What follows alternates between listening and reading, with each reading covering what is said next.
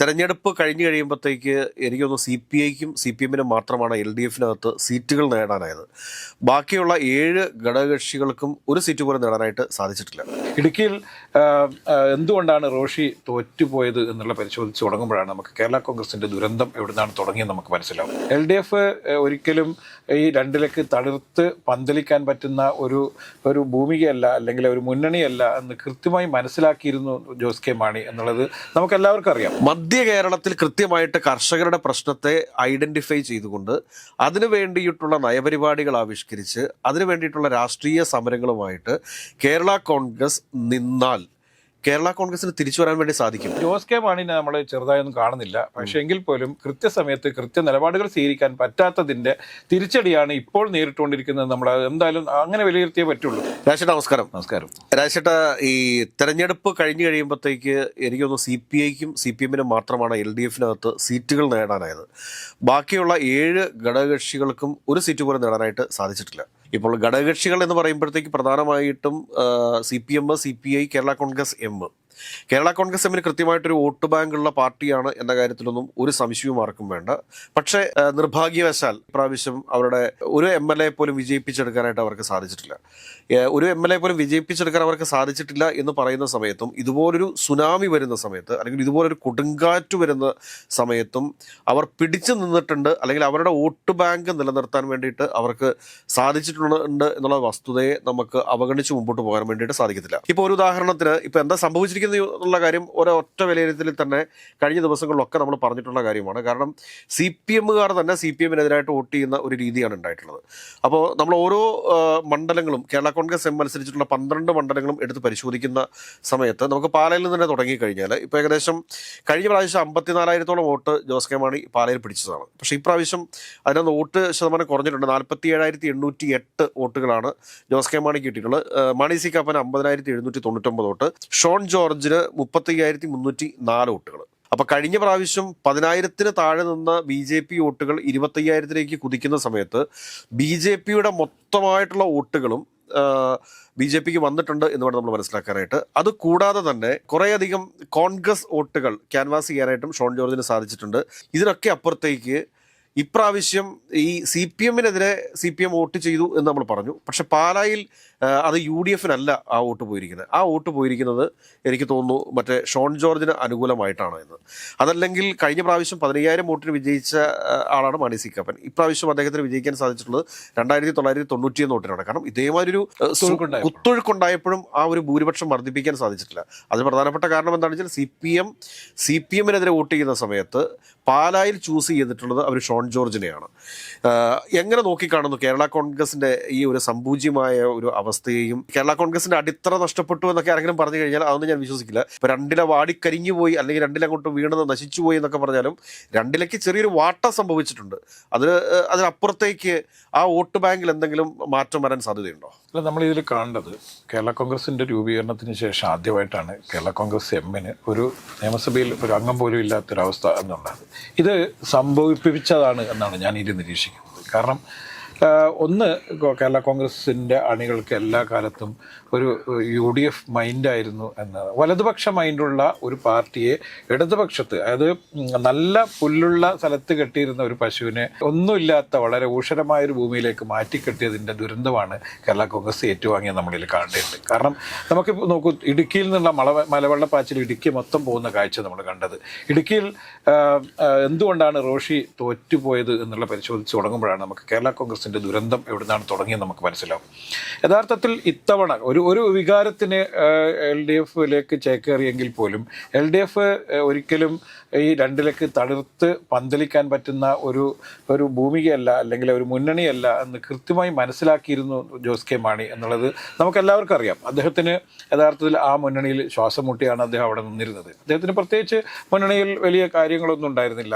കാരണം മുന്നണിയുടെ ഭാഗമായി നിൽക്കുമ്പോഴും അദ്ദേഹത്തിന് കൃത്യമായൊരു പരിഗണന ലഭിച്ചിരുന്നില്ല. ലഭിച്ചിരുന്നില്ല. അവിടെ മന്ത്രി എന്ന നിലയിൽ റോഷി അഗസ്റ്റിന് നല്ല പരിഗണന ലഭിച്ചപ്പോഴും ഇദ്ദേഹത്തിന് അവിടെ വലിയ പരിഗണന ലഭിച്ചിരുന്നില്ല. പാലായിൽ ഒരുപക്ഷെ കഴിഞ്ഞ തവണ തന്നെ വളരെ ഈസിയായി ജോസ് കെ മാണിക്ക് ജയിക്കാവുന്ന ഒരു രാഷ്ട്രീയ സാഹചര്യം ഉണ്ടായിട്ടും CPM അവിടെ പാലം വലിച്ചത് കൊണ്ടാണ് അദ്ദേഹം അവിടെ തോറ്റുപോയതെന്ന് നമുക്കറിയാം. പിന്നീട് അവിടെ നടന്ന തദ്ദേശ സ്ഥാപനത്തെ തെരഞ്ഞെടുപ്പിലും അവിടെ പാലായിൽ കാലങ്ങളായി ഭരിച്ചിരുന്ന കേരള കോൺഗ്രസിന് കഴിഞ്ഞ തവണ പാല കൈവിട്ടു പോകുന്നൊരു കാഴ്ച കണ്ടു. ഇതൊക്കെ ഒരു സിംറ്റമായിരുന്നു. നമ്മൾ തോമസ് ചാഴിക്കാടൻ്റെ ഇലക്ഷൻ സമയത്ത് ഉണ്ടായ ഒരു ചെറിയൊരു സംഭവത്തെ വേണം, അതൊരു ചെറിയ സംഭവമാണോ അല്ലെങ്കിൽ വലിയ സംഭവമാണോ എന്നുള്ളത് കേരളം വലിയ രീതിയിൽ ചർച്ച ചെയ്തൊരു സംഭവമാണ്. റബ്ബറിൻ്റെ വിലയിടിവുമായി ബന്ധപ്പെട്ട് അദ്ദേഹം അന്നത്തെ സ്ഥാനാർത്ഥിയായിരുന്ന, അല്ലെങ്കിൽ അന്ന് സിറ്റിംഗ് MLA ആണ് അദ്ദേഹം, സിറ്റിംഗ് MP ആയിരുന്ന ചാഴിക്കാടൻ കൃത്യമായി ഒരു നിർദ്ദേശം സർക്കാരിന് മുന്നിൽ വെക്കുന്നത്. മുഖ്യമന്ത്രി പിണറായി വിജയൻ പങ്കെടുത്ത ഒരു തെരഞ്ഞെടുപ്പ് യോഗത്തിലായിരുന്നു ഇത്തരം നിർദ്ദേശം വെച്ചത്. ആ പൊതുയോഗത്തിൽ വെച്ച് തന്നെ പിണറായി വിജയൻ ഇദ്ദേഹത്തിനെ ശാസിക്കുന്ന ഒരു കാഴ്ച നമ്മൾ കണ്ടു. ഇത് യഥാർത്ഥത്തിൽ കേരള കോൺഗ്രസ്സുകാർക്കിടയിൽ കൃത്യമായ ചർച്ചയുണ്ടായിരുന്നു. കാരണം ഈ മുന്നണിയുടെ കൂടെ നമ്മൾക്ക് ഇനി തുടരാൻ പറ്റില്ല എന്ന്. ആ തെരഞ്ഞെടുപ്പിൽ വലിയ രീതിയിൽ ചാഴിക്കാടൻ തോൽക്കുകയായിരുന്നു. അതോടുകൂടി ചാഴിക്കാടൻ്റെ ഒരു പൊതുജീവിതത്തിൽ പോലും വലിയ കരിനില വീഴ്ത്തി എന്ന് നമ്മളിൽ കാണേണ്ടതുണ്ട്. യഥാർത്ഥത്തിൽ ആ വിഷയം മുന്നിൽ വെച്ചുകൊണ്ട് തന്നെ കേരള കോൺഗ്രസിലെ പല താഴേക്കടയിലെ പ്രവർത്തകരും ജോസ് കെ മാണിയെടുത്തും അതുപോലെ തന്നെ മറ്റ് നേതാക്കന്മാരെടുത്തും ആവശ്യപ്പെട്ടതാണ് ഈ മുന്നണി നമുക്ക് പറ്റിയ മുന്നണിയല്ലെന്നും ഈ മുന്നണി നമ്മൾ ഉപേക്ഷിക്കേണ്ടതുണ്ടെന്നും അതുകൊണ്ട് വളരെ അടിയന്തരമായി തന്നെ നമ്മൾ ഈ മുന്നണിയിൽ നിന്ന് മാറി UDFിലേക്ക് ചേക്കേറേണ്ടതുണ്ട്.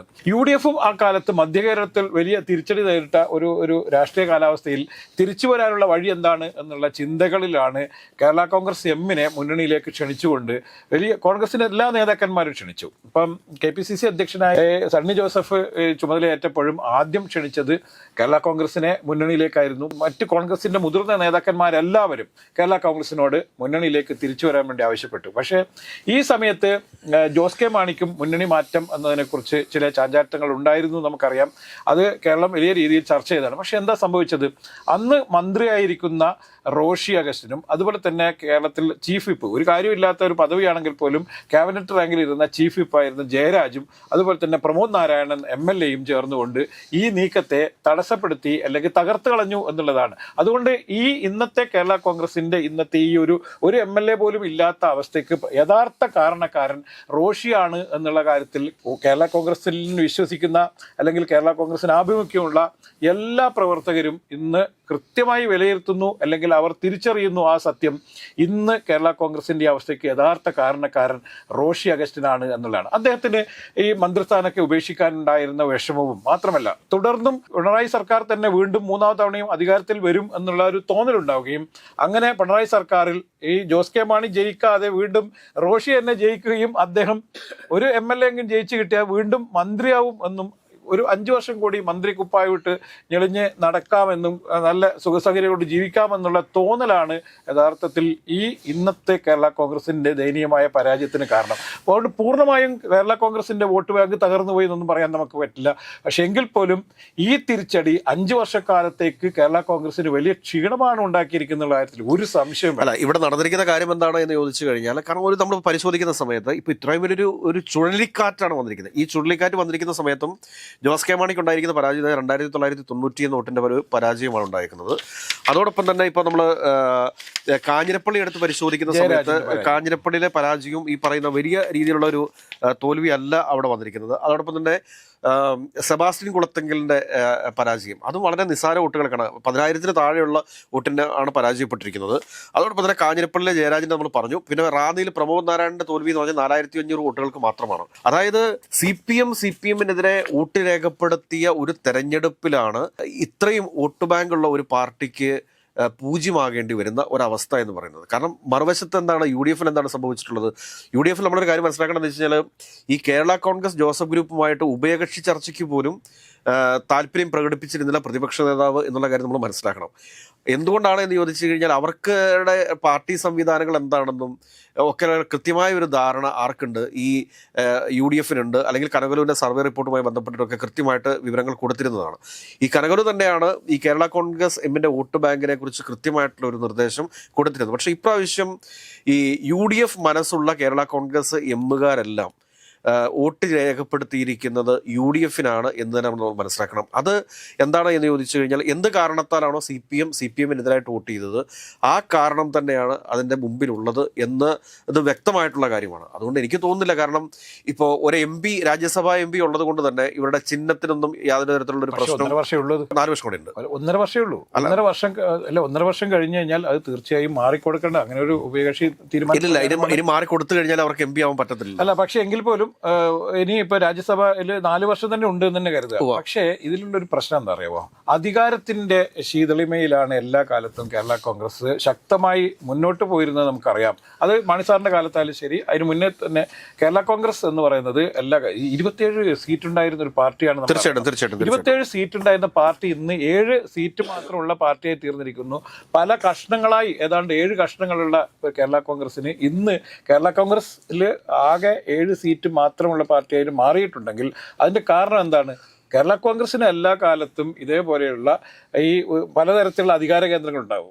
ഓരോ സമയത്ത് ഓരോ അധികാര കേന്ദ്രങ്ങൾ ഉണ്ടാവുകയും ആ അധികാര കേന്ദ്രത്തിന്റെ പിറകെ പോയി നിൽക്കുക. ഇപ്പം ജേക്കബിന്റെ പാർട്ടി ഒരു കാലത്ത് കേരള കോൺഗ്രസ് മാണി ഗ്രൂപ്പിന്റെ ഏറ്റവും ശക്തനായ നേതാവായിരുന്നു.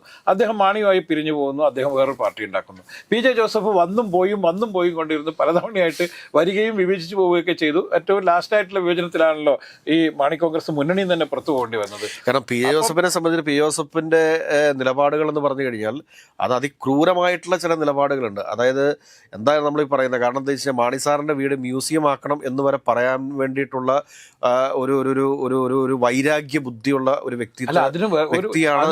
ഒരുപാട് കാരണങ്ങളുണ്ട്. ഭാഗ്യം കൊണ്ട് മാത്രമാണ് ഈ 7 സീറ്റ് എന്ന് പറയുന്നത് ഇപ്പൊ കിട്ടിയില്ല. കേരള കോൺഗ്രസിനെ സംബന്ധിച്ചിടത്തോളം അവർക്ക് കിട്ടിയ ഒരു ഏറ്റവും വലിയ ഗുണം എന്ന് പറയുന്നത് ഇത്തവണ അവരോട് നിങ്ങൾ വാശി പിടിക്കരുതെന്നും നിങ്ങൾക്ക് ഞങ്ങൾ 8 സീറ്റ് നൽകുമെന്നും മറ്റ് സീറ്റുകളിൽ, അതായത് കേരള കോൺഗ്രസ് പരമ്പരാഗതമായി ജയിച്ചുകൊണ്ടിരുന്ന ഇടുക്കിയിലും അതുപോലെ തന്നെ ഏറ്റുമാനൂരിലും ഈ കാഞ്ഞിരപ്പള്ളിയിലൊക്കെ കൈപ്പത്തി ചിഹ്നത്തിൽ സ്ഥാനാർത്ഥിയെ നിർത്തുകയാണെങ്കിൽ ആ സീറ്റ് നമുക്ക് പിടിച്ചെടുക്കാൻ പറ്റും എന്ന് പറയുകയും അതവർ അംഗീകരിക്കുകയും ചെയ്തപ്പോൾ നിലവിലുണ്ടായിരുന്ന പ്രശ്നങ്ങൾ പരിഹരിക്കപ്പെടുകയും കോൺഗ്രസിന്റെ വോട്ടുകൾ കൃത്യമായിട്ട് UDF വോട്ടുകൾ കൃത്യമായിട്ട് കേരള കോൺഗ്രസ് ജോസഫ് ഗ്രൂപ്പിന് ലഭിക്കുകയും ചെയ്തു എന്നുള്ളത് കൊണ്ടാണ് അവർക്ക് മത്സരിച്ച 8 സീറ്റുകളിൽ 7 സീറ്റിൽ മത്സരിച്ച് ജയിക്കാൻ വേണ്ടി.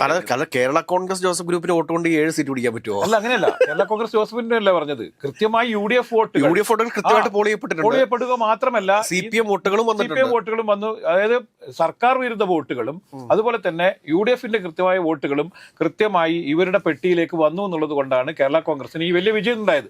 പക്ഷേ ഇതൊക്കെ പറയുമ്പോഴും കേരള കോൺഗ്രസ് എമ്മിനെ സംബന്ധിച്ചിടത്തോളം ഉണ്ടായ തിരിച്ചടി എന്ന് പറയുന്നത് വലിയ ക്ഷീണം തന്നെയാണെന്നുള്ള കാര്യത്തിൽ നമുക്ക് യാതൊരു സംശയമില്ല. കാരണം ഇനി 5 വർഷക്കാലം അധികാരമില്ല എന്നുള്ളത് കേരള കോൺഗ്രസ് പിന്നെ മാണി ഗ്രൂപ്പിന് അത് വലിയ വിഷയം തന്നെയാണ്. പ്രത്യേകിച്ചിട്ടും അധികാരത്തിലേക്ക് വരാൻ പറ്റുന്ന, അല്ലെങ്കിൽ അധികാരത്തിന്റെ ഭാഗമായി നിൽക്കാൻ പറ്റുന്ന ഒരു രാഷ്ട്രീയ സാഹചര്യം ഉരുത്തിരിഞ്ഞു വന്നിട്ടും അത് വേണ്ട രീതിയിൽ ഉപയോഗിക്കാൻ വേണ്ടി കഴിഞ്ഞില്ല എന്നുള്ളത് അണികൾക്കിടയിൽ വലിയ വിഷയമുണ്ടെന്നുള്ളതാണ്. കാരണം നേതാക്കന്മാരാരും മുന്നണി വിട്ട് UDF വരാൻ തയ്യാറായില്ലെങ്കിൽ പോലും അണികളെല്ലാം എന്ത് ചെയ്തു? നേരത്തെ UDF തിരിച്ചു പോന്നു എന്നുള്ളതാണ് കാണേണ്ടത്. അവർ മനസ്സുകൊണ്ട് തിരിച്ചുപോയി, പക്ഷേ ശരീരം കൊണ്ട് കേരള കോൺഗ്രസ് എമ്മിന്റെ ഭാഗമായിട്ട് എല്ലാ കാലത്തും നിൽക്കില്ല.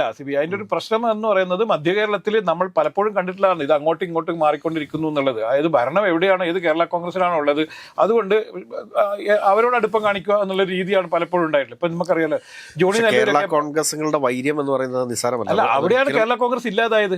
പരസ്പരം പോരാടി വൈര്യം എന്ന് പറയുന്നത് നിസ്സാരമല്ല. കാരണം ഒരു കാരണവശാലും കേരള കോൺഗ്രസ് എമ്മിന്റെ ഒരു പ്രവർത്തകന് കേരള കോൺഗ്രസ് ജോസഫ് ഗ്രൂപ്പുമായിട്ട് സഹകരിച്ചു പോകാൻ പറ്റുമെന്ന് എനിക്ക് തോന്നുന്നില്ല. ഇവിടെ നമ്മൾ മനസ്സിലാക്കേണ്ട അതായത് അടിത്തട്ടിലുള്ള പ്രവർത്തകർ എന്ന് പറഞ്ഞു കഴിഞ്ഞാൽ എനിക്ക് ആ ഒരു മധ്യ കേരളത്തെ അടിത്തട്ടിലുള്ള പ്രവർത്തകർ എന്ന് പറയുമ്പോഴത്തേക്ക് അവരെ സംബന്ധിച്ചിട്ട് ആ ഒരു വികാരം തന്നെയാണ് ഇപ്പോൾ പ്രകടമായിരിക്കുന്നത്. തീർച്ചയായിട്ടും അത് ഞാൻ പറയുന്ന കാര്യം എന്താണെന്ന് വെച്ച് കഴിഞ്ഞാൽ ഇതിനകത്ത് കേരള കോൺഗ്രസ് ജോസഫ് ഗ്രൂപ്പിന്റെ കൂട്ടത്തിൽ ഈ പറയുന്ന പോലെ കേരള കോൺഗ്രസ് MLA എന്നുള്ള ആളുകൾ പോകുമെന്ന് പറഞ്ഞു കഴിഞ്ഞാൽ അതിനുള്ള യാതൊരു സാധ്യതകളില്ല. പിന്നെ ഇതിനകത്ത് സംഭവിക്കാൻ പോകുന്ന കാര്യം എന്താണെന്ന് ചോദിച്ചു കഴിഞ്ഞാൽ വ്യക്തമായിട്ട് പറയാൻ വേണ്ടിയിട്ട് സാധിക്കും. മധ്യ തിരുവിതാംകൂറിൽ, അതായത് മധ്യ കേരളത്തിൽ കൃത്യമായിട്ട് കർഷകരുടെ പ്രശ്നത്തെ ഐഡന്റിഫൈ ചെയ്തുകൊണ്ട് അതിനു വേണ്ടിയിട്ടുള്ള നയപരിപാടികൾ ആവിഷ്കരിച്ച് അതിനു വേണ്ടിയിട്ടുള്ള രാഷ്ട്രീയ സമരങ്ങളുമായിട്ട് കേരള കോൺഗ്രസ് നിന്നാൽ കേരള കോൺഗ്രസിന് തിരിച്ചു വരാൻ വേണ്ടി സാധിക്കും. 2 വർഷങ്ങൾക്ക് ശേഷം നടക്കാൻ പോകുന്ന ലോക്സഭാ തെരഞ്ഞെടുപ്പ് അത് വളരെ പ്രാധാന്യമുള്ള ഒരു തെരഞ്ഞെടുപ്പ്.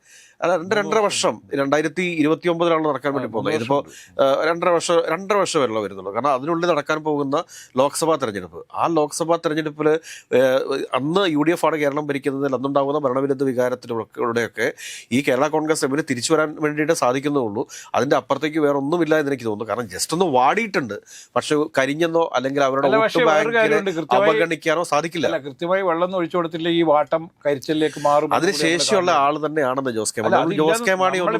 ജോസ് കെ മാണിനെ നമ്മൾ ചെറുതായൊന്നും കാണുന്നില്ല. പക്ഷെ എങ്കിൽ പോലും കൃത്യസമയത്ത് കൃത്യ നിലപാടുകൾ സ്വീകരിക്കാൻ പറ്റാത്തതിന്റെ തിരിച്ചടിയാണ് ഇപ്പോൾ നേരിട്ടുകൊണ്ടിരിക്കുന്നത്. നമ്മൾ എന്തായാലും അങ്ങനെ വിലയിരുത്തിയേ പറ്റുള്ളൂ. അല്ലാതെ നമ്മൾ 5 വർഷം കഴിഞ്ഞ് വന്ന് തിരിച്ചു വരും എന്നൊക്കെ പറയുന്നത് 5 വർഷം കഴിഞ്ഞ് എന്ത് രാഷ്ട്രീയ സാഹചര്യം ഉണ്ടാവും നമുക്ക് പറയാൻ പറ്റുമോ? ഒന്നും പറയാൻ പറ്റാതെ ഇപ്പൊ തന്നെ നമ്മൾ എൻ്റെ ഒരു കാഴ്ചപ്പാട് എന്ന് പറയുന്നത് LDFന് യഥാർത്ഥത്തിൽ 5 വർഷം കഴിയുമ്പോൾ തിരിച്ചു വരാൻ പറ്റും എന്നുള്ള ബോധ്യം പോലും എനിക്കില്ല. അന്നേരത്താണ് ഈ കേരള കോൺഗ്രസ് തിരിച്ചു വരും. ഞാൻ പറയുന്നത് നമ്മളിപ്പോ ചർച്ച ചെയ്തുകൊണ്ട് പോകുന്നത് ഒരു പാർട്ടിയുടെ കാര്യമാണ് ചർച്ച ചെയ്തത്. അല്ല, അതന്നെ ആ പാർട്ടിയെ സംബന്ധിച്ച് ആ പാർട്ടിയെ LDF നിൽക്കുവോ നിൽക്കാതിരിക്കോ ചെയ്യട്ടെ. ഞാൻ ഒരു പാർട്ടി സംവിധാനം എന്ന് പറയുന്നത് ഏതൊക്കെയായാലും ഒരു കർഷകരുടെ പാർട്ടി എന്നാണല്ലോ കേരള കോൺഗ്രസ് ഉണ്ടെന്ന് പറയുന്നത്. കാരണം ഇപ്രാവശ്യമാണെങ്കിലും വന്യമൃഗ ജീവികളുടെ പ്രശ്നത്തിൽ ഉൾപ്പെടെ ഉള്ള ഇടപെടലുകൾ നടത്തിയിരിക്കുന്ന ആള് ജോസ് കെ മാണി തന്നെയാണ്.